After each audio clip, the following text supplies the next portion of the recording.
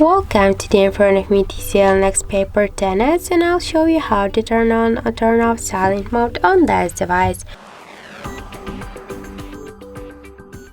To do that, we should launch the settings application and then scroll down to the sound section.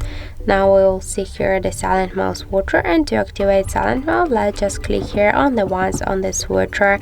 If you want to turn it off, just click on the switcher once again. So when the silent mode is activated, we can see that notification button panel is muted, and it's just activated automatically when we just click here on the silent mode switcher. Also, we have the second way how we can do that. Just first, let's open notification panel shortcuts, and after that you will see here the sound icon. Just click here once on the icon, and now our device is in mute mode, and this means the silent mode is activated. To turn it off, click here once again on the mute icon, and that's it. So thank you for watching, and if you find this video helpful, don't forget to leave a like, comment and to subscribe our channel.